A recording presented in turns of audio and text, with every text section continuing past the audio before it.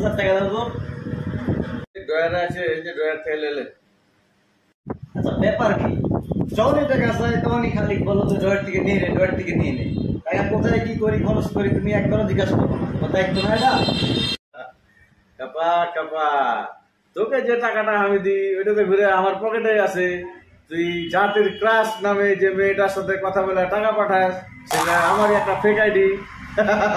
হ্যাঁ, তুমি তোমার আপন ছোট ভাইয়ের সাথে এই কাজ করতে পারো? সি সি সি সি সি।